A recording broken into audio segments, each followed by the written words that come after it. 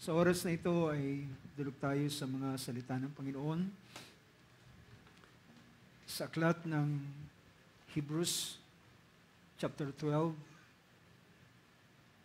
Hebrews 12 verse 1 and verse 2. Ay ating mabasahin ang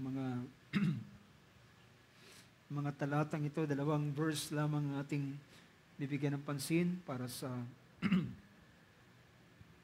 ating teksto. Sabi ng verse 1, therefore, since we have so great a cloud of witnesses surrounding us, let us also lay aside every encumbrance and the sin which so easily entangles us, and let us run with endurance the race that is set before us, fixing our eyes on Jesus, the author and perfecter of faith, who for the joy set before him endured the cross, despising the shame, and has sat down at the right hand of the throne of God. For consider him who has endured such hostility by sinners against himself, so that you will not grow weary and lose heart. Praise God. Shall we all say amen? Amen. Purihin ng Diyos, mga kapo tayo sa oras na ito. Sa biyaya ng Panginoon ay aking muling binabati kayo sa oras na ito ng isang mapagpalang gabi sa bawat isa. Sa sandaling ito ay nais kong i-share sa inyo ito'y pagpapatuloy ng ating natapos na paksa no nakaraang o tinalakay na paksa last Sunday about divine perspective. Ngunit ngayon ay pupuntahan natin ang magiging ating pinaka-subject at subtitle ng ating paksa ay is about Christ perspective. It's about Christ's perspective. Ngunit, bago ka pumunta doon sa bahaging iyon about Christ's perspective na hinango natin sa Book of Hebrews chapter 12, ay gusto kong mag-recall ng ilang bagay doon sa binigyan natin ng pansin nung nakaraang Sunday about divine perspective. At doon ay nakita natin gaano kahalaga ang ating, ito yung ating pananaw. Ito yung ating pagtanaw sa mga bagay, sa buhay na ito. At alam nyo, ang isa sa pinakamahalagang bagay sa buhay ng isang tao ay ang pagiging kanyang mananampalataya sa salita ng Diyos. Dahil lang ng kanyang pagiging mananampalataya sa salita ng Diyos, ito ang magbabago ng kanyang perspective sa kanyang buhay.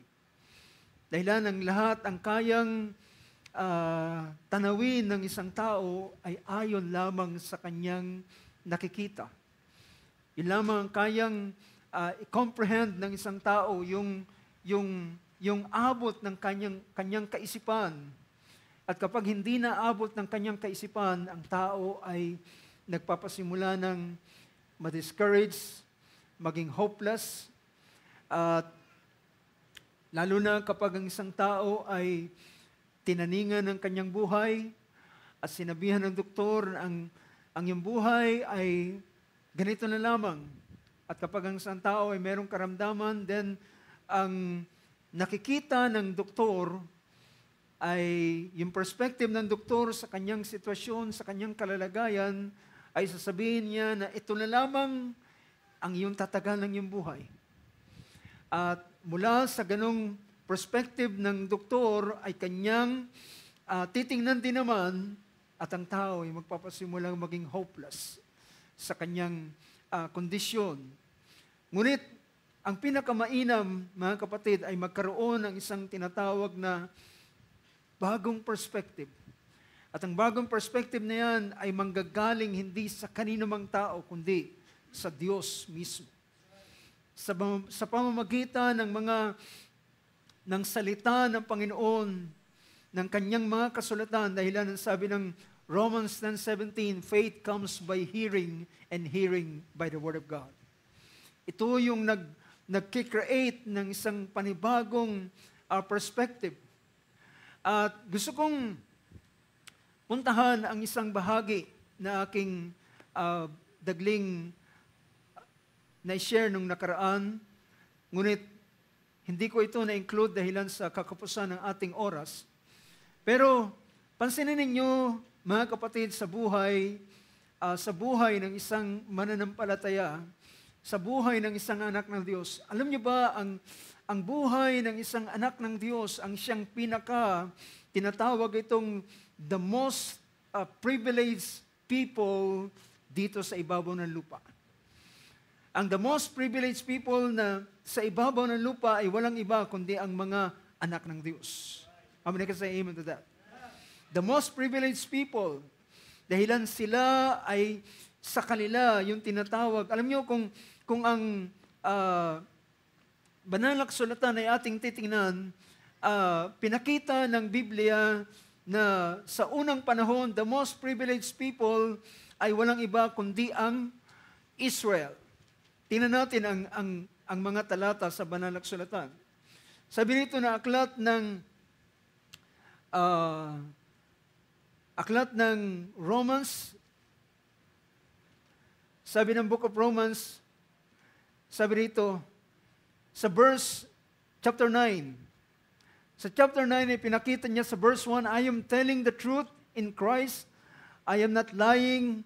My conscience testifies with me in the Holy Spirit that I have a great sorrow and an increasing grief in my heart. For I could wish that myself were accursed, separated from Christ, for the sake of my brethren, my kinsmen according to the flesh.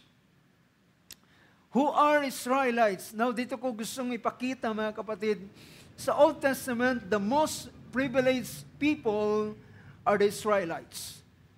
Ang pinaka mapalad na tao sa ibabaw ng lupa, when it comes, pag pinag-usapan sa Old Testament, ay walang iba kundi ang Israel or being an Israelites.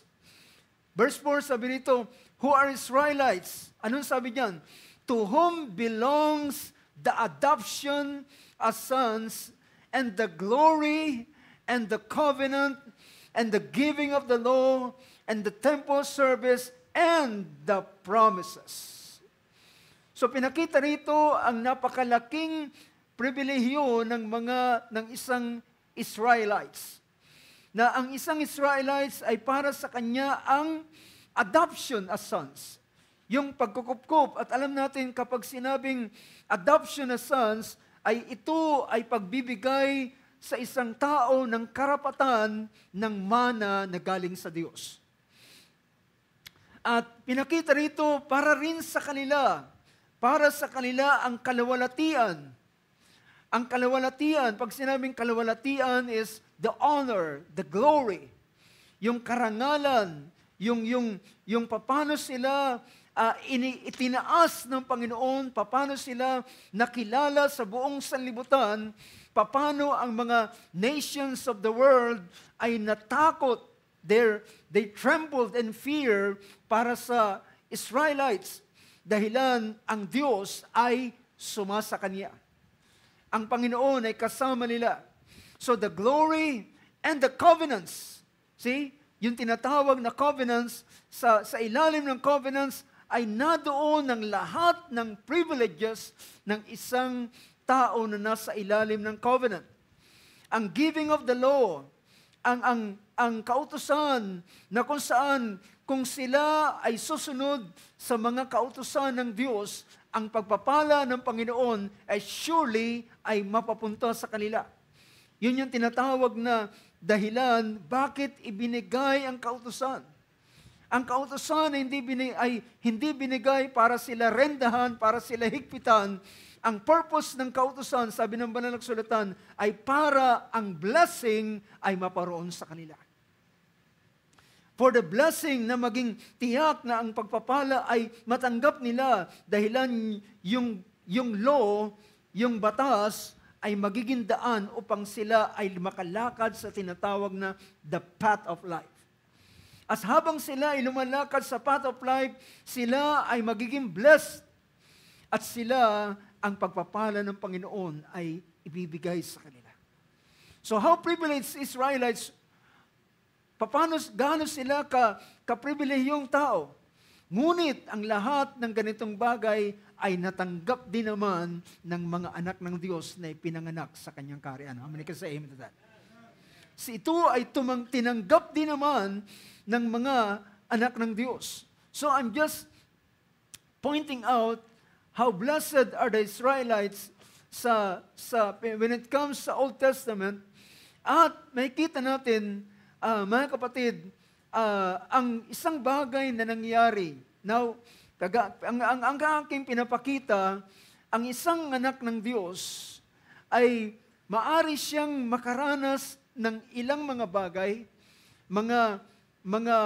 ilang mga circumstansya sa kanyang buhay, pero mga kapatid, yung kanyang privileges ay kailanman ito ay mananatili ito sa kanya at hindi ito mawawala sa kanya. Dahilan ang kanyang kalalagayan bilang anak ng Diyos. Now, tingnan ninyo mga kapatid, nang ang Israel sila ay ilabas ng Panginoon. Nang sila ilabas ng Panginoon sa Egypt, ay nakita nila kung gaano ang Diyos ay gumawa ng mga dakilang mga bagay.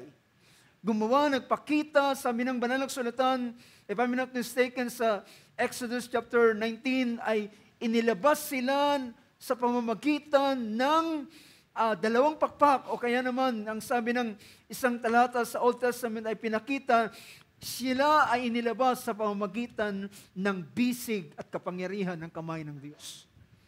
Sa kanyang kapangyarihan ay inilabas ang bayan ng Israel. At nang sila ay naglalakbay, mga kapatid, at nakalabas sa Egypt, alam nyo, ang Diyos ang siyang nag-guide ng buhay ng kanyang bayang Israel. Tama ba mga kapatid? Ang Diyos ang siyang naggigiya, ang Diyos ang siyang kahit man yung mga lugar na kanilang pupuntahan, or rather, yung kanilang dadaanan, ang Diyos ang siyang pumipili ng mga lugar na kanilang pupuntahan. Merong isang awit na nagsasabing, the shepherd selected the path that we must tread. And it is God who selected ng kanilang mga landasin na kanilang tatahakin. At sabi rito ng chapter 14 ng book of Exodus, ito yung panahon na sila ay inilabas ng Panginoon sa Egypt. At nang sila'y makalabas, dan sabi rito ng bayan ng pangungusap ng Panginoon, sa chapter 14, sa verse 4, ay, starting verse 1, now the Lord spoke to Moses saying, sabi niya, tell the sons of Israel to turn back and camp before Pi-hahiroth between Migdol and the sea, and you shall camp in front of Baal-zephon, opposite it by the sea. So, ito'y ang Diyos na naggiya. So, mula sa paglabas ng Israel, hanggang sa sila'y mag-journey at maglakbay hanggang sa sila'y makarating sa lupain ng pangako, ito'y ang Diyos ang siyang nag-guide sa kanila. Ito yung Diyos na siyang nangunguna sa kanila. At sabi rito, sabi niya, sabihin mo sa anak ng Israel na sila ay pumihit to turn back.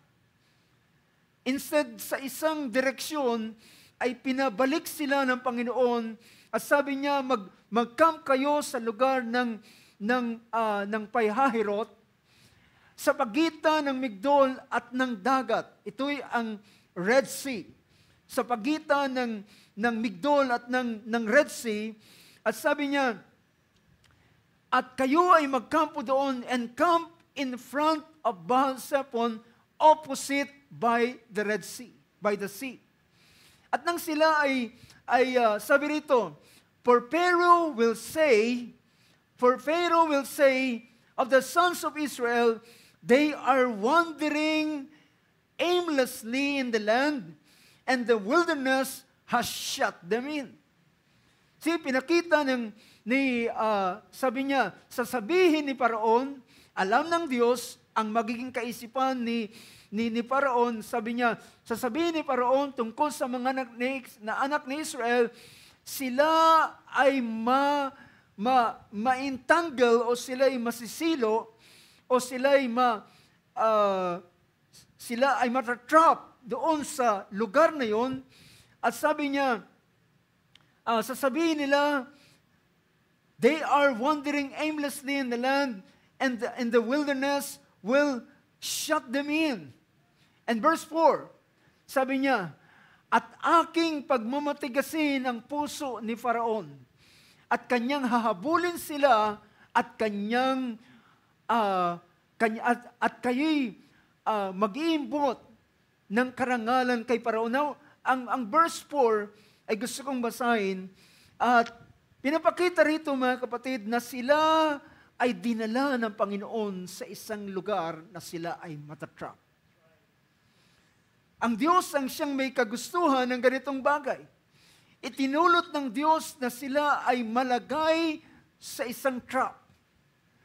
At nang dumating ang panahon, sabi ng Panginoon, iisipin ni Paraon na kayo matatrap. Pero sabi niya, aking pagmamatagasin ang kanyang puso at kayo ay kanilang hahabulin.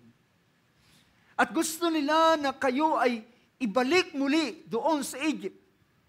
Dahilan na himasmasan si Paraon na sabi niya, bakit ko pinalaya ang Israel? Bakit ko sila pinabayaan? Napakalaking tulong nila sa Israel, sa Egypt. Dahilan sila ang gumagawa ng bricks doon para sa kanyang pagpapainam ng kanyang kaharian. At sabi niya, akin silang kukunin at ibabalik. At mga kapatid, at heto, nang sila ay na-trap doon, dinala ng Panginoon doon sa Red Sea, at si Paraon ay hinabol sila at nakita sila, nahuli sila doon sa Red Sea. At mga kapatid, nang makita nila ang karwahe ni Paraon, sila'y sumigaw. At sila ay hindi nila alam kung ano ang kanilang gagawin. Well, anong nakikita nila? Anong sabi nila? Sabi niya, Moses, kaya mo ba kami dinala sa lugar na ito dahilan walang libingan sa Egypt? At dito mo kami ililibing, dito kami mamamatay? Mga kapatid, ang nakikita ng Israel ay kawalan ng pag-asa. Ang nakikita ng bayan ng Israel, sila'y na-trap at sila'y panahon ito upang sila ang lahat ay mamatay. But you know mga kapatid, there is a different perspective in the eyes of God. There is a different perspective in the eyes of God. Dahilan, alam niyo, sabi rito, babasahin ko sa wikang English. Thus I will harden Pharaoh's heart, and he will chase after them. I will chase after them, and I will be honored through Pharaoh. Gusto kong basahin natin sa isang version, kung pwede natin tingnan ang ESV. Ang ESV version ay nagsabi ng ganito, and I will harden Pharaoh's heart, and he will pursue them, and I will get glory over Pharaoh. Sabi niya, hahabulin nila kayo, pero ako ay kukuha ng kaluwalhatian kay Paraon. I will get glory.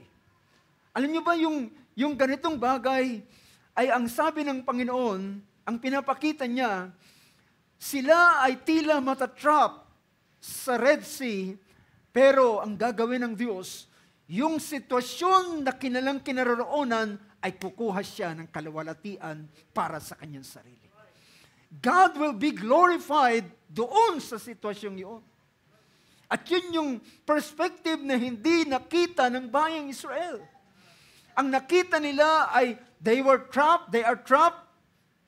Sila ay malilibing na ng buhay, sila ay papatayin or rather sila ay ibabalik ni Pharaoh doon sa Egypt at gagawin sila uling slave.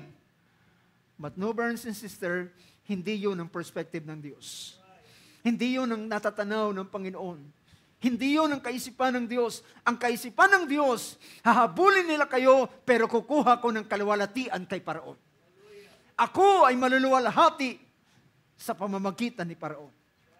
Yun ang pinakamagandang makita natin, mga kapatid, sa huling maaraw nito. Kapag ang Diyos ay pinapahintulutan tayo sa ilang mga masalimuot na mga sitwasyon, then gawin nating isang courage ang ganitong bagay. Bakit natin hindi anyayahan ng Panginoon at sabihin, Lord, sa aking sitwasyong ito, kumuha ka ng kaluwalhatian sa aking sitwasyong ito. Get glory from this situation. Get glory from this scenario. Kumuha ka ng kaluwalhatian at yung perspective ng tao ay kaya niyang i-flip. Kaya niyang baliktarin. See? At nang i-flip ng Diyos ang mga situation, then tumatawa si Paraon at sabi niya, ang kanilang kapitan ay isang walang alam. Ang kanilang captain is a foolish captain at kanilang hinabol ang Israel. Then, brothers and sisters, sabi ng lalaking si Moses, sabi niya, huwag kayong matakot. Huwag kayong mag-alala. Sabi niya, stand still and see the salvation of the Lord. Stand still and see the salvation of the Lord. Sa anumang mga sitwasyon, mga kapatid. Now, nang sinabi ito ni Moses, ang Diyos ay nagsabi sa kanya, Moses, huwag kang umiyak. Sabihin mo sa Israel, magpatuloy sila at iunat mo ang iyong tungkod doon sa dagat na pula at ng kanyang iniunat ang tungkod, ang Red Sea ay nahati. At nagkaroon ng daan sa gitna ng karagatan ng isang tuyong lupa at sila ay dumaan doon sa tuyong lupa at nakita ang kaluwalhatian ng Diyos. Paano sila iniligtas ng Panginoon. And God, nang sila ang lahat ng mga Israel ay nakatawid na doon sa Red Sea, and then si Paraon naman ay nag-attempt na sumunod doon sa Red Sea. But brothers and sisters, na nakalabas na ang lahat ng Israelites at nakatawid na, then sabi ng Diyos kay Moses, muli mong iunat ang iyong kamay at ang Red Sea ay bumalik sa dating kalalagayan. At ang lahat ng karwahe ni Paraon ay sabi ng ating, bago sila tumawid, sabi ng statement ni Moses, sabi niya, si Paraon na inyong nakikita ngayon ay hindi nyo na sila makikita pa magpakailan-kailan pa man. At nang ibinalik ang Red Sea sa dating kalalagayan, then alam nyo, ang lahat ng mga karwahe ni Paraon, hallelujah, nakita nila na habang sila ay bumabagtas ng Red Sea, ay nahihirapan silang magpatuloy dahilan at nang nakita nila ito, sabi niya, bumalik na tayo. Sabi niya, ang Diyos ay nakikipagbaka para sa bayan ni Israel. At nang sila ay mag-attempt bumalik, then ang Red Sea ay bumalik sa dating sitwasyon niya at ang lahat ng mga karwahe ni Paraon at ang mga bayo nito ay nangatabunan ng dagat at silang lahat ay nangamatay. At mga kapatid, alam niyo ba, ang ganitong ginawa ng Panginoon sa bayan ni Israel ay ito ang naging daan. Bakit? Ang Jericho, ang Canaan, ang unang syudad ng Canaan na kanilang sasapitan ng Jericho ay nanlumo ang kanilang puso na nakita nila na sila ay papalapit na sa Jordan River. Habang nakikita nila yung 2 milyon, yung milyon-milyon ng mga Israelita ay lumalapit na at ang susunod na kanilang sasakupin ay ang Canaan land, ang Jericho, nanginginig na ang kanilang puso. Alam niyo kung bakit? Dahilan sa sitwasyong iyon, sa masalimuot na sitwasyon, ang Diyos ay gumawa at kumuha siya ng kalawalatian mula sa sitwasyong iyon. At ito ang nais kong makita ng bawat isa sa atin. Kung tayo man ay nakakaranas ng ilang mga sitwasyon sa buhay, then, at ang perspective natin ay tila wala tayong makitang anumang bagay na liwanag. Wala tayong natatanaw na pag-asa sa unahan ng ating buhay. Then, bayaan natin, tulungan tayo ng Panginoon na yung kanyang perspective ay ilagay niya sa atin. Yung kanyang pananaw, yung kanyang paningin, paano niya nakikita ang mga bagay, ay sa ganung paraan ay magpapasimula ang madilim na sitwasyon ay magpapasimulang magkaroon ng liwanag. Because of divine perspective. Hallelujah. Sa pamamagitan ng divine perspective. So, kung tayo sa ating sarili ay wala tayong makitang tanawin, dahilan ng ating mga tayo'y ang ating mga mata ay kaya lamang tingnan ay ang malapit. Bakit hindi natin isuot ang binocular ng Diyos? Ang kanyang teleskopyo na ang nakikita nito ay a long range. Ang pangmalayong bagay ay kaya niyang tanawin at doon, hallelujah, hindi ka lamang makukulong sa sitwasyon, kundi may papakita sa iyo ng Panginoon ang darating na bagay. Praise God. So, gusto ko lang idagdag yan at hindi natin nabigyan ng pansin nung nakaraang tayo nagtalakay about divine perspective. Pero gusto ko magpatuloy tayo, mga kapatid, sa ilan sandali. At puntahan naman natin ang isang bahagi at ito'y may kinalaman sa Christ perspective. Now, pansinin ninyo, balikan natin yung Hebrews chapter 12. At ang Hebrews chapter 12 ay napakaganda, mga kapatid. How many can say amen to that? Ang book of Hebrews. Ang book of Hebrews chapter 12 ay isang napakagandang bagay. At I pray na pagtuunan nyo ng pansin ang ganitong bagay. At ating tingnan natin ang Christ perspective. Tingnan natin ang perspective ng ating Panginoong Hesus. Nakakaiba kaysa sa paningin ng sino man. Now, tingnan natin sabi rito, therefore, since we have so great a cloud of witnesses surrounding us. Ang tinutukoy ni Apostol Pablo rito ay ang mga heroes of faith na diniscuss niya sa chapter 11 ng book of Hebrews. Yun ay tinawag niya na mga great cloud of witnesses. Mga saksi na nagpatunay sa pamamagitan ng pananampalataya ay sila ay nagtagumpay. And if those persons, kung ang mga heroes of faith na ito ay nagtagumpay sa pamamagitan ng pananampalataya, then also, kung ating i-apply ang pananampalataya, also we will overcome. Tayo man ay magtatagumpay. Dahilan ang principle na ito ay kung ating i-apply, alam nyo, pag pinag-usapan ng principle, hindi rito pinag-usapan ang tao. Hindi taong special dito. Kapag naintindihan ng isang tao ang principle at kapag in-apply mo ang principle, whoever you are, at sino man ang gagamit ng principle na ito, the same result ang kanyang mararanasan. Diba? It's the same result. Diba? Kapag, yung minsan lagi kong ina-example sa inyo, na kapag umuulan, ang principle ng, kapag umuulan, ang tanging paraan para hindi ka mabasa ay gumamit ka ng umbrella.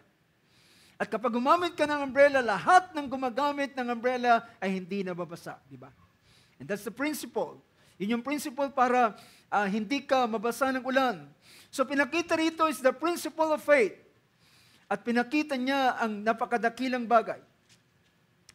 Now, pinakita niya sa verse 1, sabi niya, let us also lay aside. Sabi niya, let us also lay aside every encumbrance. Sabi dito, ating ihiwalay ang lahat ng mga bagay na nagpapabigat sa atin at mga kasalanan na sa atin ay sumisilo at ating takbuhin na merong pagtitiis ang takbuhin na nilagay ng Panginoon sa ating harapan. Let us run the race with endurance. Ating takbuhin ang takbuhin na inilagay ng Panginoon sa ating harapan. Bawat isa sa atin ay merong takbuhin na inilagay ang Panginoon sa atin. Di ba?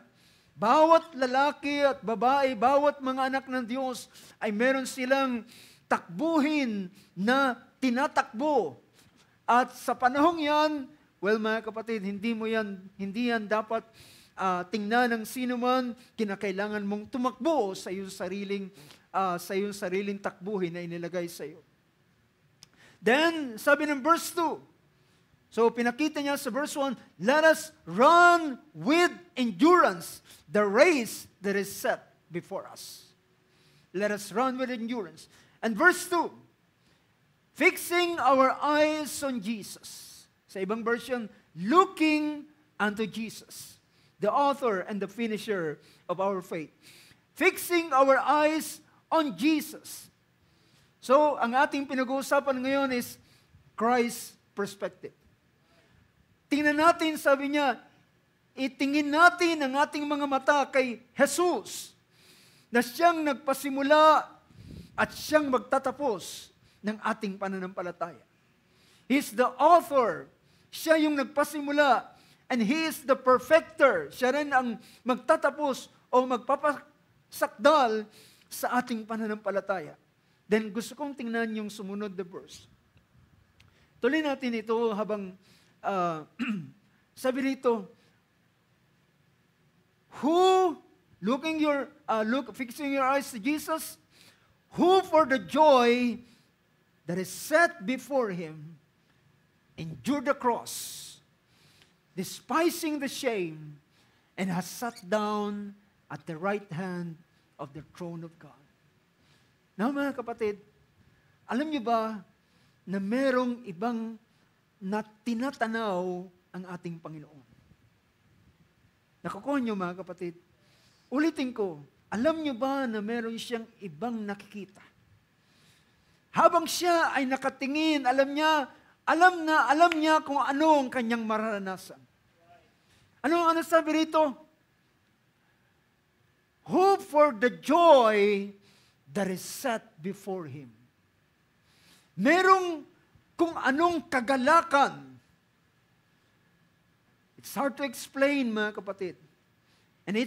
At kahit man ako ay hindi ko ito kayang ipaliwanag na ang ating Panginoong Hesus ay merong kagalakan sa panahong ito.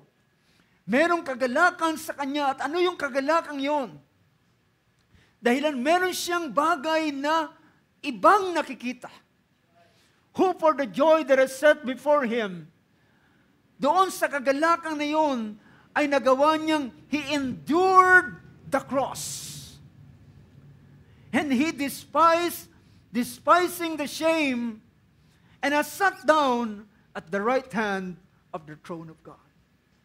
Mga kapatid, alam niyo ba na meron siyang kagalakang nakikita? Meron siyang kagalakan sa kanyang puso. Kaya siya may kagalakan dahilan merong iba siyang nakikita.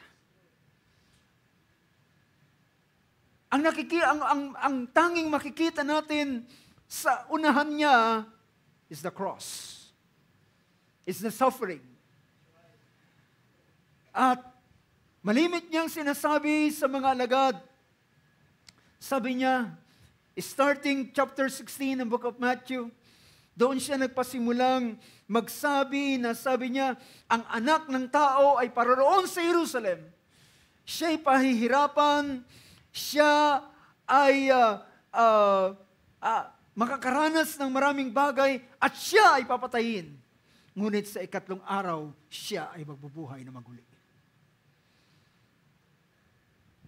Ito ang nakikita natin. Naalala ko mga kapatid, habang ang ating Panginoon ay nasa pasan ang krus. At ilang beses siyang nadapa, ilang beses siyang bumagsak. At hinahagupit ng mga Roman soldier. At habang siya ay tumatahak doon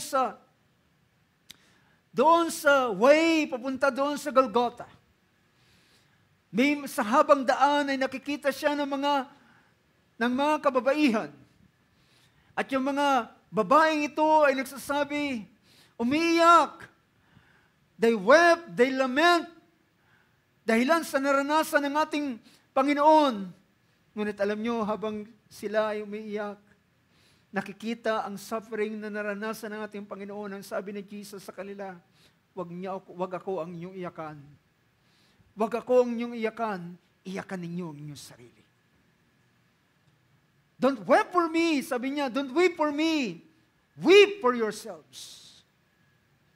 At sa inyong mga anak, dahilan, ang ating Panginoon ay meron siyang ibang perspective. Isang panahon ng ating Panginoon ay nakatingin nandun sila sa Mount of Olives. At ang mga alagad ay nakatingin doon sa temple. Gaano ito pinaganda ni Herodes for how many years? At ito ay napaganda. Well, kahit gaano man kaganda ang templo, mga kapatid, well, sa panahong yun, wala na doon ang kalawalatian ng Diyos. Dahilan the glory of the Lord ay naroon mismo sa isang katawan, at ito ay ang ating Panginoong Hesus. The glory of the Lord ay wala doon sa templo.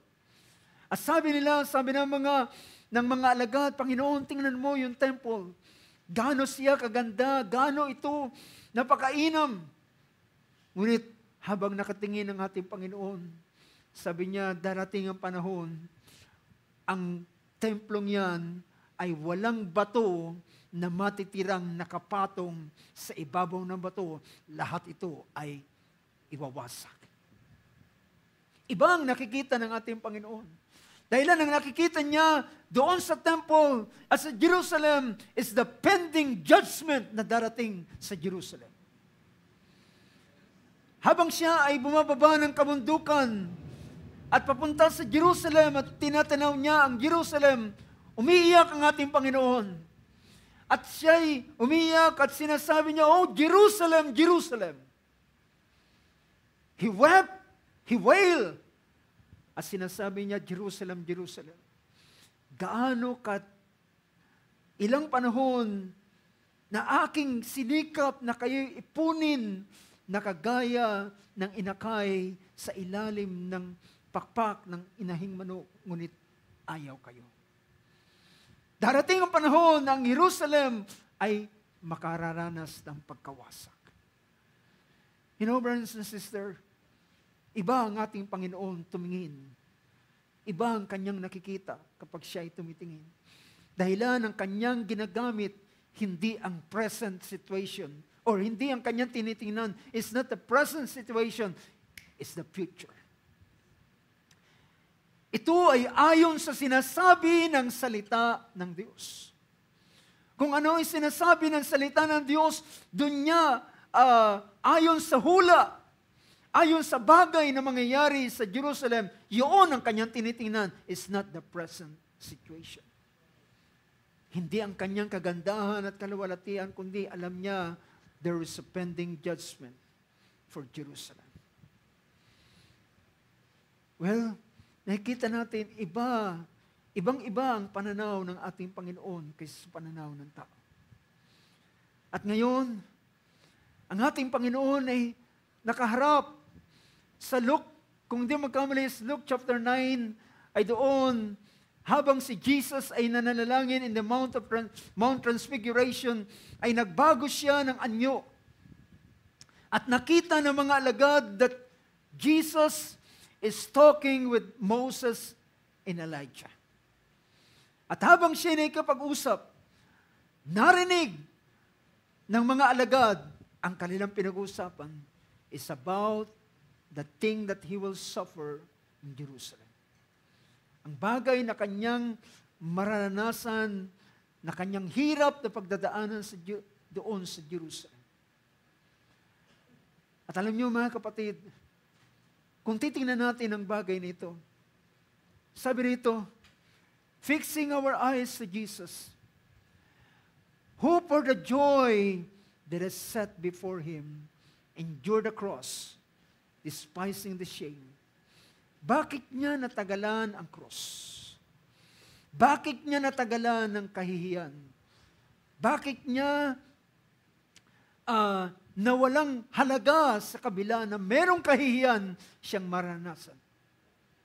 Ito'y dahilan sa kagalakan na naroon sa Kanya. Well, ang kagalakan na ito ay, ano ba yung kagalakan ito mga kapatid? Ano ba yung kagalakan ng ating Panginoon?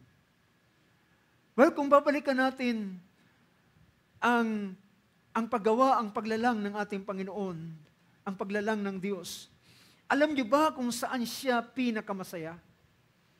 Alam niyo ba kung saan pinakamasaya ng Diyos ay naglikha?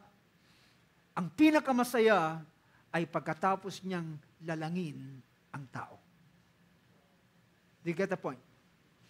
Nang lalangin ng ating Panginoon, ng Diyos, ang tao, sa verse 26 ng Genesis 1, nilalang ng Diyos ang tao, at lalaki at babae, nilalang sila, at binigyan sila ng kapamalaan sa ibon, sa dagat, at sa mga hayop sa parang. At sila ay binless ng Panginoon at sabi, be fruitful and multiply and replenish the earth. At pagkatapos ito, at sabi ng banal na kasulatan sa last verse na lamang, and God saw all that He had made, and behold, it was very good. Kailan ang Diyos ay napakasaya at napakaganda ng kanyang nakita after He made the man. Pagkatapos niyang lalangin ang tao, ito ang pinakamasayang kalalagayan sa Diyos. Well, ang creation, mga kapatid, alam niyo ba, sabi ng banal na kasulatan, meron lamang ang paglalang. Well, i-take note ninyo ang mga bagay na aking i-mention, mga kapatid. Nang nilalang ng Diyos ang langit at ang lupa, ay makikita natin dito na dinescribe lamang sa ilang mga salita. Sa verse 1, isang pangusap na sinabing, in the beginning, God created the heavens and the earth. At nung kanyang lalangin, at ng kanyang lalangin ang tao, ay makikita lamang natin na dinescribe ito sa ilang mga talata sa banal na kasulatan. At kagaya na pinakita ko kanina, ang pinakamasaya na panahon ng Diyos ay nang lalangin niya ang tao. Alam niyo kung bakit? Dahilan ng tao is after His image and His likeness. Man is after His image and His likeness. At ano ang pinakamalangkot na panahon sa buhay, o sa panahon ng after ng creation? It's the fall of man. Ang pagkahulog ng tao, isa sa, sabihin natin, pinakamalungkot sa buhay o sa panahong ito na makikita natin nang ang tao ay mahulog, then wala siyang ibang pwedeng gawin kundi ibigay ang nararapat na kahatulan para sa kanila. Ang lalaki ay dapat magpawis, magtrabaho, magpagal para kumain, at kinakailangan siyang bumalik sa alabok. Ang babae, kinakailangan maghirap sa panahon ng kanyang panganganak, hanggang sa sila ay bumalik sa alabok sapagkat doon sila kinuha.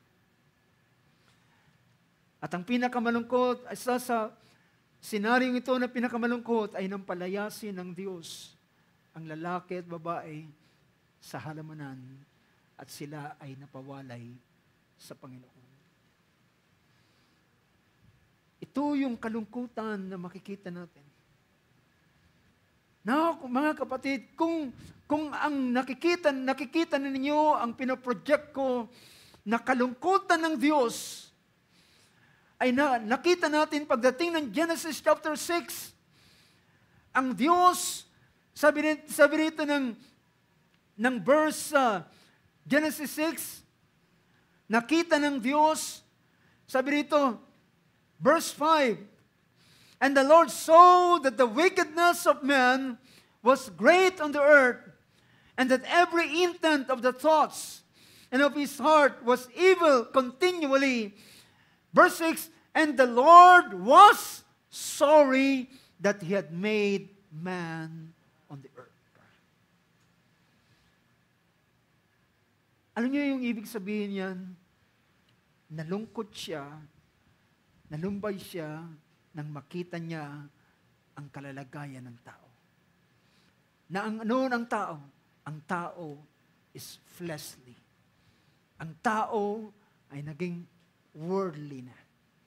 Ang tao ay hindi na naging spiritual at sabi niya, hindi ako magtatagal ng pakikipagbaka sa tao sapagkat sila ay lamans. Yan ang sabi sa verse 3. And my spirit shall not strive with man forever because he is also is flesh.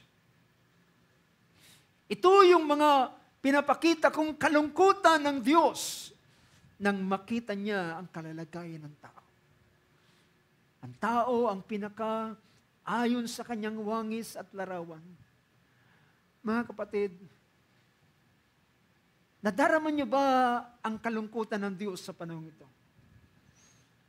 Habang tinitinan ko ang ganitong bagay, mga kapatid, ay makikita natin ang kalungkutan ng Diyos nang ang tao ay napawalay sa Kanya, na ang tao ay nahulog sa pagkakasala. At ang tao ay lubos ng napawalay sa Kanya. Well, nang ang tao ay magkasala, then ang sumunod na mga chapter, ang Diyos ay nagpadala ng baha. Dinestroy ang tao dahilan sa kanilang kasalanan. Don't you think, mga kapatid, iniisip niyo ba nang dinestroy ng Diyos ang tao sa kanilang kasalanan, ang Diyos kaya ay masaya? I don't think so. Ang banal na kasulatan ay nagsasabi sa Book of Ezekiel, anong kaluwalhatian sa Diyos kapag ang masama ay hatulan ng Panginoon sa kanyang kasalanan? Wala siyang kaluguran sa isang taong makasalanan na hinatulan at namatay dahilan sa kanyang kasalanan. Ano ang kanyang kaluguran kapag nakita niya na ang taong makasalanan ay nagsisi sa kanyang kasalanan? Yun ang kanyang kagalakan. Hindi niya kagalakan ng isang tao ay hatulan sa kanyang kasalanan. Pero kapag ang tao ay nagsisi at nanumbalik sa Diyos, nandoon ang kanyang kagalakan, naroon ang kanyang kaluwalhatian. Now, alam niyo ba, I hope na ipipicture out ko na kung saan nalungkot ang Diyos at ano ang kagalakan ng ating Panginoong Hesus. Nakikita niyo ba yung picture, mga kapatid? Ang kalungkutan ng Diyos ang nahulog ang tao sa kasalanan. Pero ngayon, nasaan ngayon ang kagalakan ng ating Panginoon? Ano ang kanyang kagalakan na nasa kanyang harapan, na kanyang nakikita niya, na natatanaw niya? Ano yung nagpapasaya yun? Ano yung nagpapasaya sa kanya? Bakit gayon handa siyang harapin ang kahihiyan, harapin ang cross, harapin ang lahat ng mga klase ng mga suffering? Ano ang nagmo-motivate sa kanya? ang nagmo-motivate sa kanya, mga kapatid, ay ang panunumbalik ng mga anak ng Diyos. Hallelujah! You get the point? What is the joy? What is the joy that is set before Him? Ang kagalakang yun, hallelujah, ang kanyang kalungkutan sa mahabang panahon na ang tao ay napawalay sa Diyos. And at last, hallelujah, sa isang pagkakataon, ang mga tao ay muling maibabalik sa Kanya. At ito ang kagalakan ng ating Panginoong Hesus. This is the joy that is set before Him. And that's why He can now endure the cross. He can despise the shame. At alam niyo ba, mga kapatid, ito yung gusto kong maintindihan ng bawat isa sa atin. Pag pinag-usapan ng creation, meron ka lamang ilang talatang mabibilang ng iyong mga kamay na nagpapakita ng kanyang creation. Di ba? Ulitin ko, mga kapatid, pag pinag-usapan ng creation ng Diyos, well, sa creation ng Diyos ay ma-express, makikita yung sa kanyang paglikha, makikita yung kanyang kapangyarihan, di ba? Nilalang ng Diyos ang langit at ang lupa sa pamamagitan ng kanyang salita. He spoke the word and the word was created. Nagsalita siya at ang sanlibutan, ang langit at ang lupa ay nalikha sa pamamagitan ng kanyang mga salita. At mabibilang mo ng iyong daliri ang tinatawag na verses about creations. Pero mga kapatid, alam niyo ba, ang mas maraming talata sa banal na kasulatan ay ang redemption. Ulitin ko, mga kapatid, dahilan ang kapangyarihan ng Diyos ay nalikha o ay na-display sa pamamagitan ng creation. Sabi ng isang awit, how great thou art, kapag kanyang tinitingnan ang langit. Sabi ng Book of Psalms chapter 19, habang nakikita niya ang langit ay nagsasaysay at nagsasalita ng kaluwalhatian ng Diyos. It speaks the glory of God. Sabi ng Psalms 19, sabi ng verse na ito, ang verse na yan is nagsasabi, the heavens, verse 1, the heavens are telling of the glory of God, and their expanse is declaring the work of His hands. Day to day pours forth speech, and night to night reveals knowledge. Ang creation ay nagde-declare ng kapangyarihan ng Diyos, mga kapatid. But you know, ang redemption ay hindi lamang nagpapakita ng kanyang kapangyarihan, nagpakita ng kanyang pag-ibig. Nagpakita ng kanyang kagandahang loob. Nagpakita ng kanyang mercy. At nagpakita rin ng kanyang kapangyarihan, ng kanyang sinabi ng banal na kasulatan, for God so loved the world that He sent His only begotten Son, that whosoever believes in Him should not perish but have an everlasting life. Well, mga kapatid, ang creation ay ilang sitas lamang sa banal na kasulatan, pero ang redemption dito na-express ang kanyang buong kalakasan at ang kanyang buong kapangyarihan. I hope you got my point, brothers and sisters. I hope nakukuha niyo yung punto ko sa gabing ito na ano ang kagalakan na naroon sa ating Panginoon. What is that joy that is set before Him? Well, gusto ko nang tingnan at puntahan ang Isaiah chapter 53. At dito diniscuss ni Isaias. Napaka-detail ng prophecy ito ni Isaiah. Napaka-detalyado kung ano ang mararanasan ng Kristo. Ano ang mararanasan ng Christ. At sabi riyan sa pangungusap na ito, Well, I know, pamilyar kayo sa Psalms, sa Isaiah chapter 53. Ito ay description tungkol sa ating Panginoon na siya ay kagaya ng isang halaman na tumubo. At ang bawat isa sa atin ay kagaya ng kordero na naligaw at tayo nagkanikan niya ng ating mga landasin.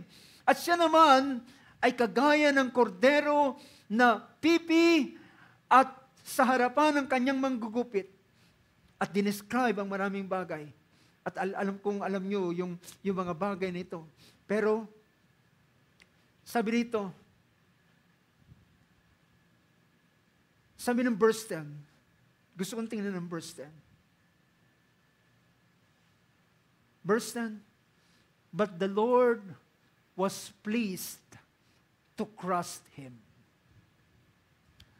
Ang Panginoon, it is Jehovah, it is God the Lord was pleased to crush him. You know, the word to crush ay durugin at pigain. The Lord was pleased to crush him. Ito'y description sa mangyayari kay Jesus. Alam niyo ba mga kapatid, para ikaw ay makakuha ng alak, kinakailangan mo ang bunga ng ubas ay yung i-crush. Pisain at pigain at para lumabas yung katas. At ang kinakailangan mga kapatid sa ating Panginoon ay ang kanyang dugo ay maging pambayad. Ang kanyang dugo ay maging ransom. Ransom for many. That's the reason, mga kapatid, ang ating Panginoon ay is full from head to foot. He's full of wounds. Punong-puno siya ng sugat. Mula from the crown of his head up down to the sole of his foot. Ay punong-puno siya ng sugat.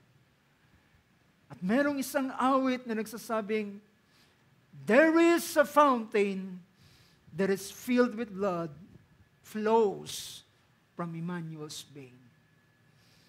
Ibig sabihin, ang ating Panginoon ay kagaya ng piniga upang ang lahat ng dugo na naroon sa Kanya ay kailangan lumabas.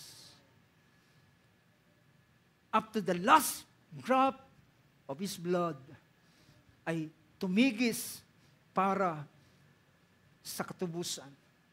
But the Lord was pleased to crush him, putting him to grief. Inilagay siya sa kalumbayan. If he would render himself as a guilt offering, siya ay binigay as a sin offering, as a guilt offering.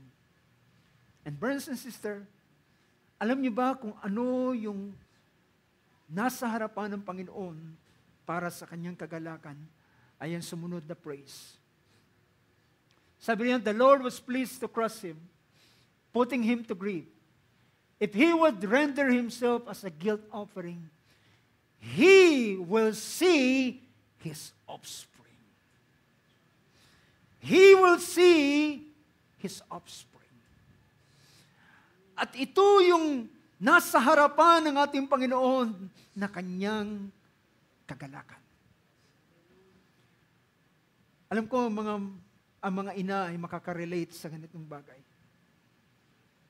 Ang expecting mother ay naghantay ng 9 months.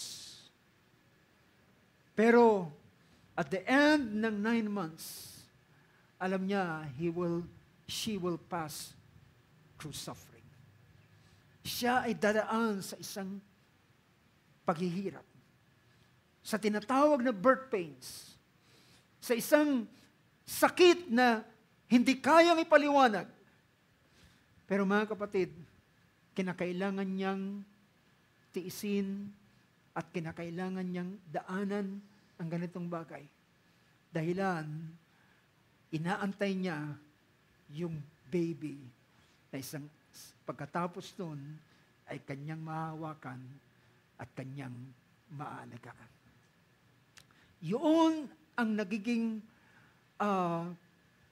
sabihin natin na factor na naglalagay sa kanya ng lakas ng loob para tiisin ang lahat ng mga bagay. At yun yung sinabi ng ating Panginoon sa John chapter 14. Sa John chapter 14 ay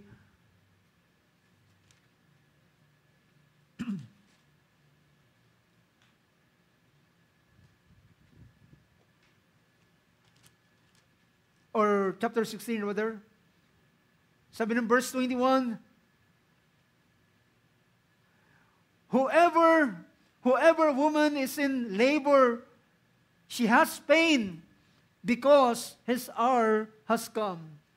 But when she gives birth to the child, she no longer remembers the anguish because of the joy that a child has been born into the world. Alam niya mga kapatid na meron siyang pagdadaanan, pero pagkatapos nun, ang lahat ng hirap na kanyang naranasan ay hindi niya na maalala pa dahilan sa kagalakan sa isang bata na ipinanganak sa ibabaw ng sanlibutan. Ang ating Panginoon ay ito ang kanyang kagalakan, mga kapatid. Na kung ating titingnan ang ilang mga talata sa chapter 15 ng book of John chapter 15. John chapter 15 ay pinakita ang ating Panginoon ay nangungusap siya about the vine and the branches. At ang context ng chapter 15 na ito ay merong kinalaman sa pananatili sa Kanya. Diba? Ang verse 7 ay pinakita, if you abide in me, and my words abide in you, and ask whatever you wish, and it will be done for you. So pinapakita niya rito ay ang abiding in the vine. Sabi rito, my Father is glorified by this, and you bear much fruit, and so prove to be my disciples. Just as the Father has loved me, I have loved you. Abide in my love. If you keep my commandments, you will abide in my love, as I have kept my Father's commandments and abide in His love.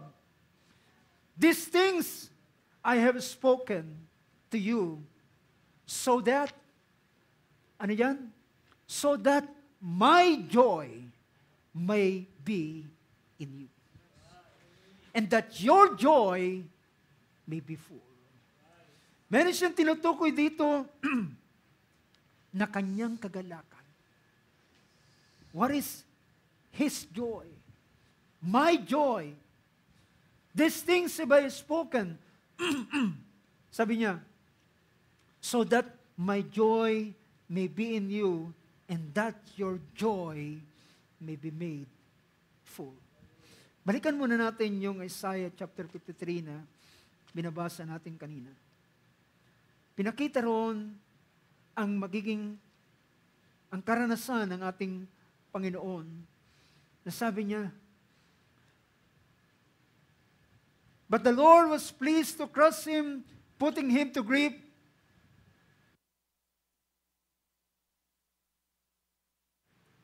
If he would render himself as a guilt offering, he will see his offspring. He will prolong his days. See? He will see his offspring. Makikita niya ang kanyang binhi. Makikita niya ang kanyang mga anak. He will prolong his days. And the good pleasure of the Lord will prosper in his hand. As a result of the anguish of his soul, he will see it and be satisfied. By his knowledge, the righteous one, my servant, will justify the many. And he will bear their iniquities. Ito yung mga bagay na makikita natin na kagalakan ng ating Panginoon na Kanyang naroon sa Kanya. Ang makita niya ang mga anak ng Diyos. Ang makita niya ang mga anak ng Diyos na sa mahabang panahon ay nawalay at ito ay sa tinatawag na sa pamamagitan ng katubusan. As I have mentioned kanina mga kapatid, ang creation ay makikita natin dito na display ang kapangyarihan ng Diyos. At kapag tinitingnan natin ang creation, namamangha tayo. Kapag tinitingnan natin ang kalawakan, ang kabundukan, ang nature, ang lahat ng mga bagay, ang mga hayop, ang kanilang mga naturalensa, at habang ating pinagmamasdan ng iba't ibang klaseng mga nature ng mga hayop, ay namamangha tayo. Ito ay display ng tinatawag na karunungan ng Diyos. Narinig ko ang isang argument ng isang atheist at ng nagpapaliwanag about sa isang taong naniniwala sa Diyos. Sabi niya, kung wala ang Diyos, bakit lahat ng bagay na makakita natin dito sa mundo ay merong tinatawag na order? Merong kaayusan, di ba?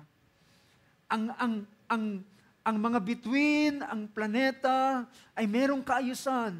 Ang mga hayop ay meron silang mga nature na ibig sabihin, kung walang Diyos na nagdisenyo nito, ay walang order. But because merong Diyos, it seems, pag pinag-usapan, kapag merong order, ibig sabihin, there's something na merong knowledge na in-apply sa ganitong bagay. See? At yun ang pinaka-proof na merong Diyos na naglikha sa kanila. Hindi lamang sila basta nag-sprang at lumitaw sa kanilang sarili. Dahil kung lilitaw lamang sila sa kanilang sarili, ibig sabihin, they are out of order.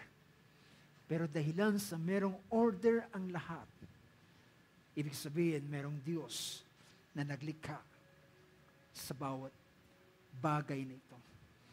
Now, mga kapatid, sabi ko nga kanina, kung sa creation ay na-display ang kapangyarihan ng Diyos, pero sa redemption ay hindi lang kapangyarihan ng Diyos ang na-display. Na-display ang lahat ng character ng Diyos. Ang pag-ibig ng Diyos, ang kahabagan ng Diyos, ang kagandahang loob ng Panginoon, ang pagtitiis ng Diyos, ang lahat ng merong character na meron ng Panginoon ay na-display sa sa panahon ng redemption. Na hindi ito na-display in times of creation. Do you get my point? Hindi na-display ang kanyang pag-ibig sa panahon ng creation. His power, His spoken word, ay nakita sa panahon ng creation. But during redemption, na-express ang pagka-Diyos ng ating Panginoon.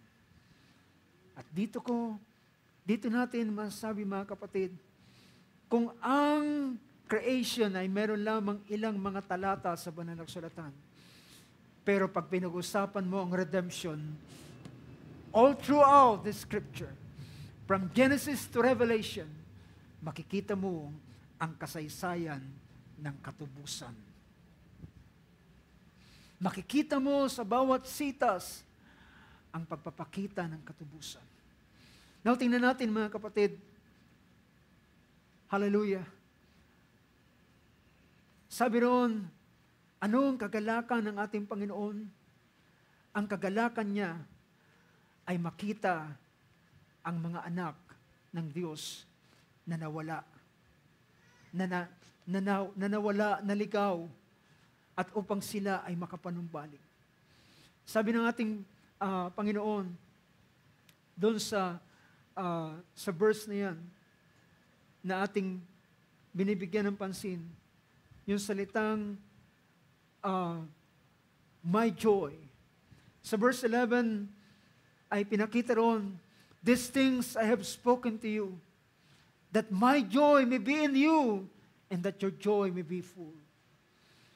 Yung kagalakan na yun, ang tinutukoy niya ay ang makita niya ng mga anak ng Diyos ay nananatili sa Kanya. At ang Kanyang mga salita ay nananatili sa kanila. At sabi niya, anuman ang inyong hilingin, ay pagkakaloob ko sa inyo. My joy may be in you. Yung Kanyang kagalakan ay ang tinatawag na ang mga anak ng Diyos ay maipanumbalik sa Kanya. Meron pang isang verse. Sa prayer ng ating Panginoon sa John chapter 17, nakikita natin ito yung prayer ng ating Panginoon.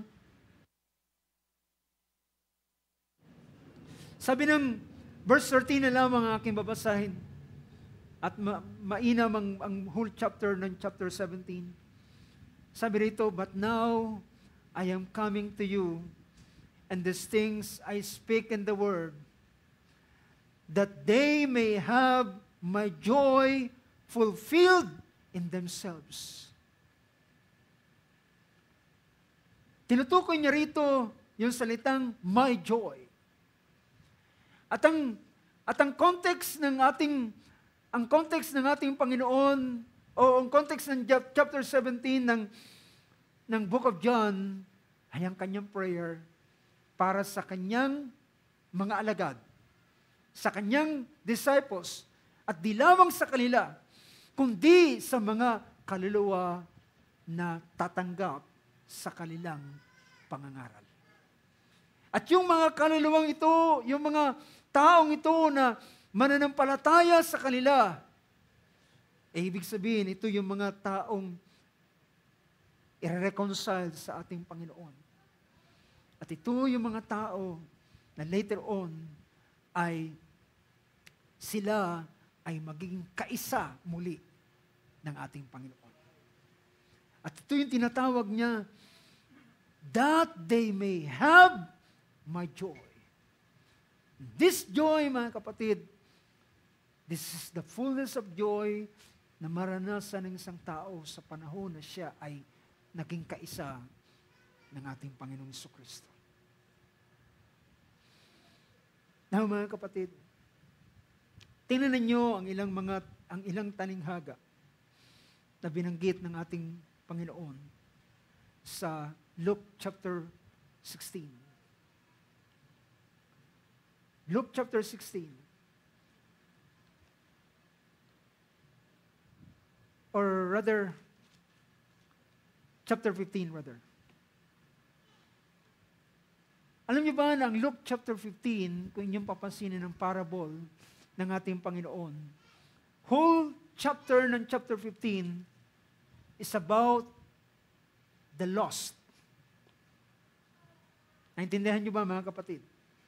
It's about the lost sheep from verse 1 up to verse 7, the lost coin from verse 8 to verse 10, the lost son or the prodigal son from verse 11 onward hanggang sa last verse ng chapter 15. Ang lahat ng ito, ang whole chapter ng Luke 15 ay nangungusap siya about the lost. Ang mga nawala, naligaw, ang mga bagay na nawala. At pinakita rito ng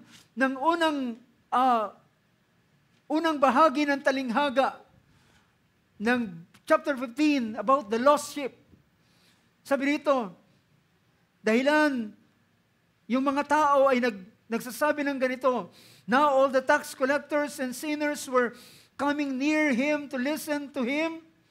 Nakita nila yung mga tax collectors, yung mga makasalanan ay lumalapit sa ating Panginoon. Yung mga, both the Pharisees and the scribes began to grumble. Nagreklamo yung mga skriba at mga Pariseo at sabi niya, ang taong ito ay tumatanggap ng mga makasalanan at kumakain na kasama nila. At ang ating Panginoon ay nangusap sa ilang mga talinghaga o ilang mga pangusap bago siya nangusap ng talinghaga. Sabi niya, ang walang sakit ay hindi nangangailangan ng doktor. Sabi niya, kundi ang nangangailangan ng doktor ay sila na merong karamdaman. At sabi ng ating Panginoon, at siya nangusap ng parable, sabi niya, what man among you, if he had 100 sheep and has lost one of them, does not leave the 99 in the open pastures and go after the one which is lost until he finds it. Now sabi rito, sinong pastol ang iiwanan niya ang 99 na tupa dahilan sa isang tupang nawawala? At iiwanan niya yung 99 na tupa doon sa open pastures and go after one which is lost until he finds it. At sabi rito, verse 5, pansinin yung verse 5. And when he has found it, he lays it on his shoulders, rejoicing. Kapag nakita niya yung isang tupang nawawala, ay ipapasanin niya sa kanyang balikat at uuwi siyang masayang-masaya. Susuungin niya ang kagubatan, ang panganib sa yungib, sa mga forest at ilang mga bagay. Hanapin lamang ang nag-iisang tupa. Alam niyo ba kung anong ini-imply ng ganitong bagay? Ang pinapakita rito, mga kapatid, ang Diyos ay walang kagalakan sa anumang creation na kanyang nakikita. Wala rin siyang kagalakan doon sa mga libo-libo at mga milyon na mga anghel na sumasamba sa kanya, holy, holy, holy. At wala siyang kagalakan sa anumang bagay ng kanyang creation kung wala ang kanyang minamahal na anak. Kung wala ang kanyang minamahal na mga anak. Alam niyo mga kapatid, para siyang nakita kayo ng isang tao na matapos na mamatay ang kanyang anak na kanyang pinakamamahal, para sa kanya, ang buhay ay wala ng saysay. Minsan, nagagawa niyang sabihin, sana namatay na rin ako nakasama niya. Naalala ko mga kapatid, ang buhay ng ating kapatid Branham, when Branham lost his wife and his first daughter na si Sharon Rose. At nang mamatay ang kanyang mag-ina, parang wala nang kwenta ang kanyang buhay. Yung kanyang dating kahit simpleng bahay, maliit na cabin, simpleng mga kagamitan, hindi sila mayaman, mahirap sila, ngunit ang nagpapasaya doon ay ang kanyang asawa. At nang mamatay ang kanyang asawa at ang kanyang anak na in-expect na kanyang pinakamamahal, pakiramdam niya, wala nang kwenta ang buhay. Nakakuha niyo ba yung senaryo, mga kapatid? Nang Diyos ay hindi masaya sa anumang creation niya. Ang masaya siya, ang kanyang kasiyahan ay ang kanyang mga anak. Ang kanyang kasiyahan, mga kapatid, hindi ang pagsamba ng mga anghel. Alam niyo ang kanyang kasiyahan, sabi ng banal na kasulatan sa John chapter 4, ang Diyos ay naghahanap ng tunay na mananambahan at ang kanyang hinahanap na sasamba sa kanya ay hindi anghel, kundi ang mga anak ng Diyos na nakaranas ng katubusan. Ang isang taong nakaranas ng katubusan ay iba ang kanyang pagsamba kaysa mga anghel na hindi nakaranas ng kasalanan. Iba ang kanilang pagsamba, mga kapatid. They will say, Holy, Holy, the Lord God Almighty. Pero iba kapag ang mga anak ay ng Diyos na nakaranas ng katubusan ay sumamba sa Diyos. It's a different thing, mga kapatid. It is His pleasure. It is God's pleasure ang makita ang anak ng Diyos na nakapanumbalik sa Kanya. Now, tingnan ninyo. Sabi rito, when He has found it, He lays it on His shoulder, rejoicing. Masaya. And when He comes home, He calls together His friends and His neighbors, saying to them, Rejoice with me, for I have found my sheep which was lost. Rejoice with me. And this is the joy that is set before our Lord Jesus. He has another perspective. Not the cross. He's not looking on the cross. He's not looking on the suffering. He's not looking on all those sufferings. He's looking on His seed that will be restored. Siya'y nakatingin doon sa mga anak ng Diyos na maipapanumbalik, na makakabalik sa Kanya. At yun ang nagmamotivate sa Kanya. Bakit niya kayang harapin ang cross at lahat ng mga suffering. He has another perspective. You rejoice with me, for I have found my sheep which was lost. I tell you, brothers and sisters, verse 7, I tell you, that in the same way, there will be more joy in heaven over one sinner who repents than over 99 righteous persons who need no repentance.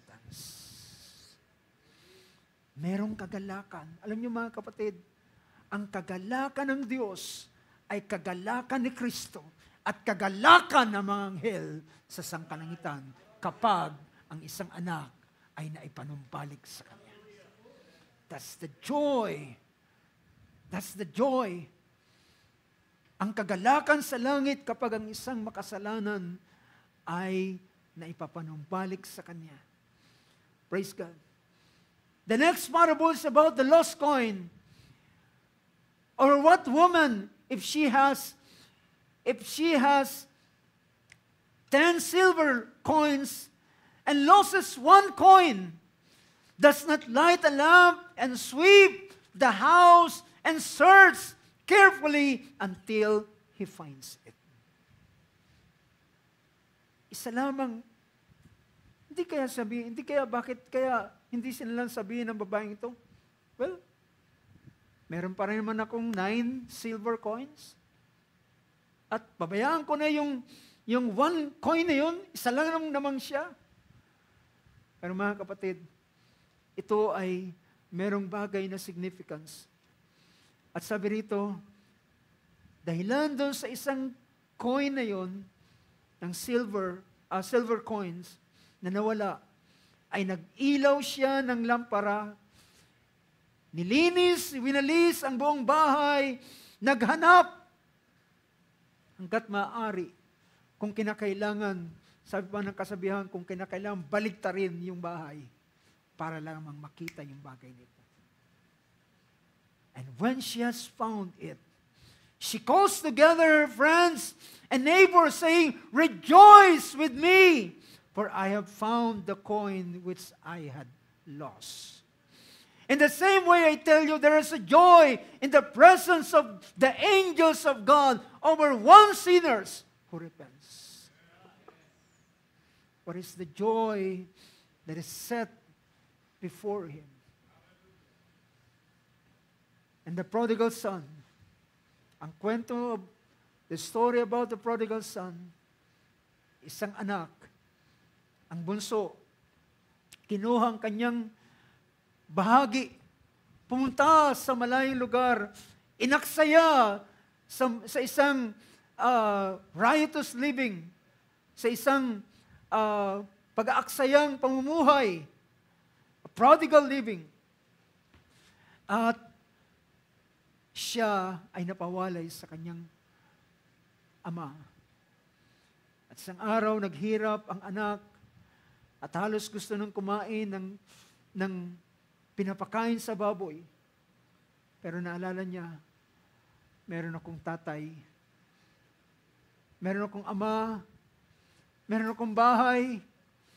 Doon sa aming bahay ay masagana pagkain, samantalang dito, ako'y nagmamatay sa gutom.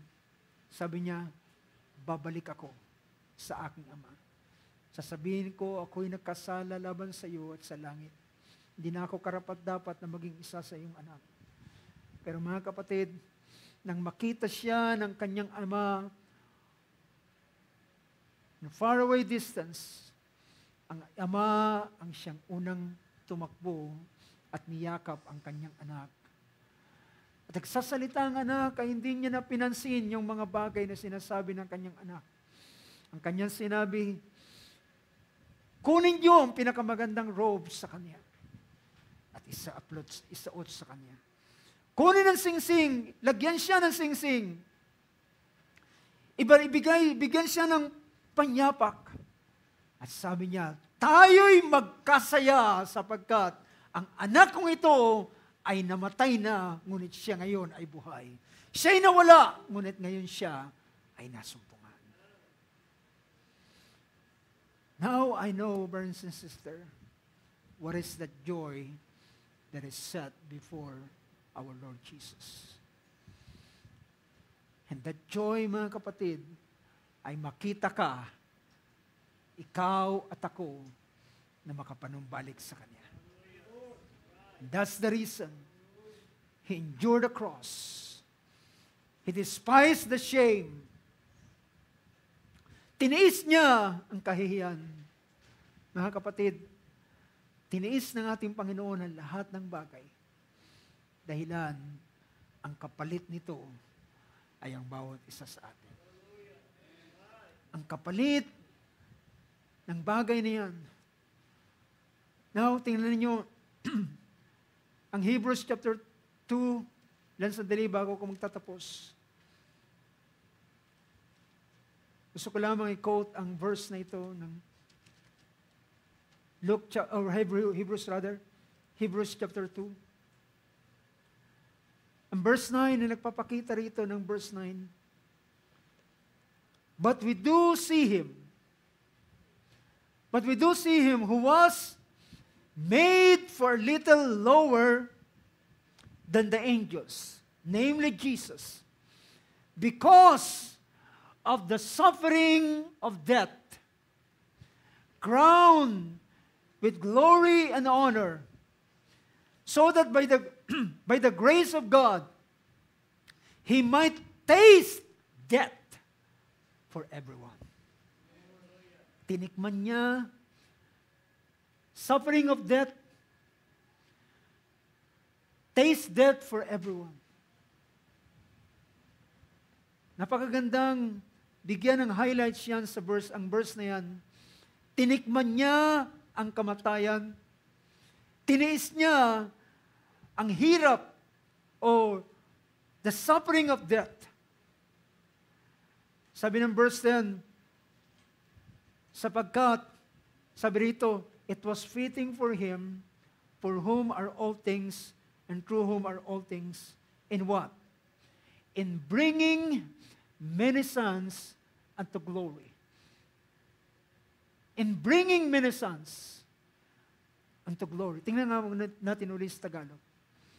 Sabi rin, sapagkat marapat, ang verse na yan ay nagsabi, at sa pamamagitan niya ang lahat ng mga bagay sa pagdadala ng maraming anak sa kaluwalhatian. Upang dalhin muli ang mga anak ng Diyos pabalik sa kaluwalhatian. And this is the joy na naroon sa ating Panginoon in bringing many sons to glory. Ibalik uli sila sa kaluwalhatian. And He became to perfect the author of their salvation. At siya ang naging author ng eternal salvation. Author of their salvation through suffering. At sabi ng verse 11, for both He who sanctifies and those who are sanctified are all of one Father, for which reason He is not ashamed to call them brethren. Hindi siya nahiya na tawagin ka na kapatid. Si Peter nahiyang tawagin niyang Panginoon, ang ating Panginoon, habang siya'y naroon sa ganong kalalagayan. And Peter denied Jesus. Dahilan ayaw niyang ma-identify, pero sa kabila ng tao, ang mga anak ng Diyos ay nahulog sa pagkakasala. Hindi siya nahiya na tawagin tayo, na ma-identify siya sa atin, at tayo ay tawaging kapatid. Well, brothers and sisters, I hope makita natin ang perspective ni Kristo. His perspective. Bakit niya natagalan ang ganitong klaseng mga dinaranas? Pwedeng maranasan. Dahilan, meron siyang nakikita sa likuran ng lahat ng mga bagay. At kung tayo ay may mga bagay na naranasan, we must have a different kind of perspective. Hindi mo tingnan ang kasalukuyang bagay at ang kasalukuyang mong naranasan, kundi tingnan mo pagkatapos nito. Dahilan lahat ng bagay na ginagawa ng ating Panginoon ay merong purpose. How many can say amen to that? Ang ating mga naranasang karamdaman is, there's a purpose. Ang mga kahirapan na ating naranasan ay may purpose. Ang mga pagsubok na ating naranasan ay merong purpose. Tingnan natin yung purpose na yon. At kung ang purpose na yan ay magdadala ng kaluwalhatian sa ating Panginoon, then we will have a different perspective sa bagay na ating kasalukuyang naranasan. You know, it motivates my heart habang nakikita ko ang ganitong bagay. Ito ang nagiging daan kumakaminsan. Kung may mga bagay man tayong naranasan, ay hindi natin tingnan ang ganitong bagay, kundi let's look beyond. Let's look beyond.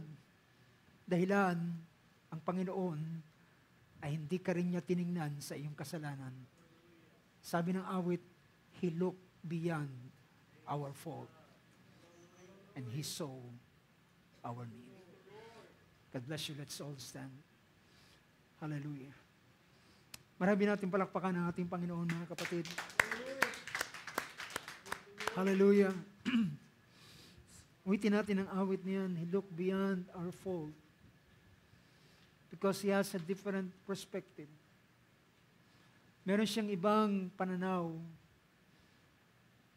At habang nakikita niya ang suffering, hindi ang suffering ang kanya nakikita. Ang nakikita niya, ang maging result nito afterward ay ang mga anak ng Diyos, mga lalaki at babae, makakapanumbalik sa Kanya. Jesus. Thank you, Lord God. Thank you, Lord Jesus. It is His perspective. It is Christ's perspective. Ito ang pananaw ng ating Panginoong Hesus. Habang tinitingnan niya ang cross, habang alam niya ang suffering, nagawa niyang sabihin kay Pontius Pilate, sa ganitong dahilan, bakit ako narito sa ibabaw ng sanlibutan? For this reason came I to this world, to testify about the truth. Hallelujah. Habang tinitingnan ng ating Panginoon ang cross, ang nakikita niya hindi yung cross, kundi ikaw at ako. Nakikita niya ang mga anak ng Diyos na marireconcile sa Kanya. Nakikita niya ang Adam's race. Nakikita niya na habang si Adan ay pinapaalis doon sa Garden of Eden, ang nakikita niya ngayon ay yung panunumbalik ng mga anak ng Diyos sa Kanya. Ang pagiging isa muli ng Panginoon at ng Kanyang mga anak. Dahilan, mga kapatid, ang kagalakan ng ating Panginoon ay wala sa Kanyang creation. Wala sa anumang bagay na Kanyang nilalang. Hallelujah. Dahilan, ang lahat ng mga bagay na Kanyang nilalang ay para sa tao na Kanyang nilalang. At anong saysay ng mga bagay na Kanyang nilalang kung wala ang tao na Kanyang mismong dahilan kung bakit niya nilalang ang langit at ang lupa at lahat ng mga bagay na narito. Hallelujah. Hindi ka ba nagpapasalamat sa Panginoon na dahil sa kagalakan na yan na naroon sa Kanya, hindi ang kayamanan ng mundo, hindi ang ginto, hindi ang pilak ang magpapasaya sa Kanya. Ang magpapasaya sa Kanya ay ang paglapit ng bawat mga anak ng Diyos that once they were lost, but now they have been found. Hallelujah, hallelujah. Anak ng Diyos, tinuturuan ka ng Panginoon, tinuturuan tayo na tumingin in another perspective. In a different perspective, kagaya ng ginawa ng ating Panginoong Kristo Jesus. Hallelujah, tayo manalangin sa oras na ito. Amang Diyos, Lord God, dalangin ko, Panginoon Diyos, by your inspiration, Lord, ay makita ng iyong mga anak, Panginoon, ano ang iyong kagalakan? Ano ang nakakasiya sa iyo? Hallelujah, dahilan, walang saysay ang lahat ng mga bagay. Walang saysay ang mga magagandang puno at pananim nang nawala ang tao. Anong saysay ng mga magagandang mga bagay sa mundong ito? At nagawa mong sabihin, Panginoon, aanihin ng tao na makamtan man niya ang lahat ng bagay sa mundong ito kung mawawala ang kanyang kaluluwa na siyang pinakamahalaga sa kanyang buhay. Panginoon Diyos, salamat. Ang kagalakan mo, Lord, ay ang bawat isa sa amin. Ang iyong kagalakan ay ang iyong mga anak na makapanumbalik sa iyo. Ang mga anak mo, Diyos, na matubos at sila ay maibalik sa iyo, Panginoon. Ang sila ay muling mailagay muli sa isang hallelujah, mainam na kalalagayan in reconciliation sa pamamagitan ng dugo, ng cross, na ito lamang ang tanging paraan upang, hallelujah, ma-reconcile ang tao at ang Diyos. At Lord God, hallelujah, yan ang dahilan bakit ikaw ay merong kagalakan na naroon sa iyo. At handa mong tiisin ang lahat ng bagay at kahit man ang kahihiyan na ikaw ay hubdan, na ikaw ay hallelujah, alisan ng damit at pagsugalan ng mga, hallelujah, ng mga Roman soldier ang iyong kaisa-isang damit. You despise the shame and you endure the cross. Dahilan ikaw ay nakatingin, hallelujah, sa iyong kagalakan na naroon sa iyo, ang makita ang iyong binhi, Panginoon. At Lord, narito kami, Panginoon Diyos. Narito ang iyong mga anak, Panginoon, na natawag sa pamamagitan ng kapangyarihan ng iyong dugo, Panginoon. Ng katubusan na iyong ginawa ay narito ngayon ang bawat isa sa amin. Hallelujah. Libo-libong iyong mga anak at milyon mula nang nagpasimula ang iglesia ng kapanahunan. And down through the ages of time, Lord, ay patuloy na iyong tinatawag. Dahilan hindi kailanman nawala ng bisa ang iyong ginawa sa krus, sa Kalbaryo. Ito, hallelujah, ang siyang resulta ng lahat ng mga bagay. Panginoon, pinapasalamatan ka namin sa uling araw nito. At dalangin namin, Panginoon Diyos, dalangin ko, Lord, ang mga kapatid, ng mga anak mo, na kung magkaminsan kami ay dumadaan sa ilang mga bagay, ay bayan mong kami magkaroon ng panibagong pananaw at panibagong perspective, Lord.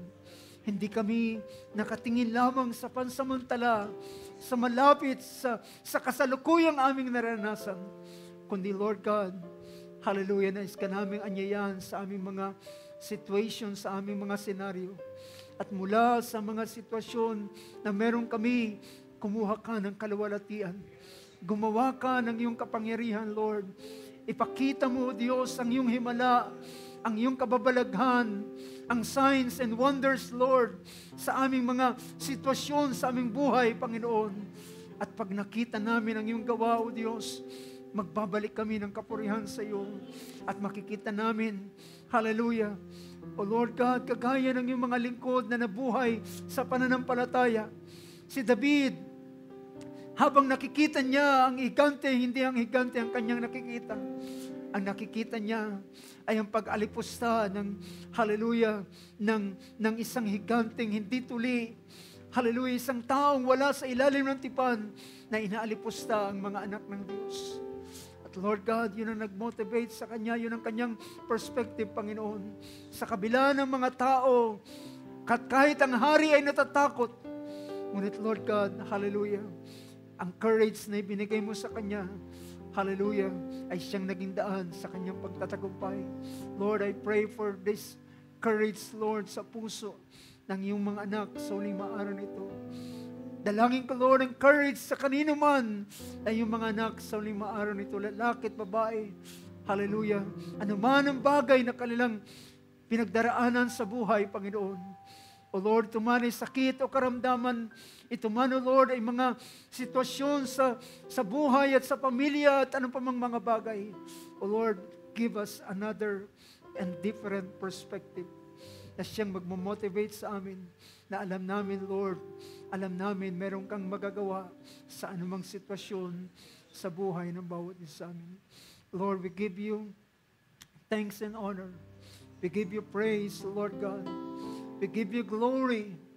We give you praise. We give you honor, Lord, sa gabing ito. Pinapasalamatan ka namin, Panginoon Diyos, sapagkat sa dakilang kagalakan na naroon sa iyo. O Lord, pinupuri ka namin.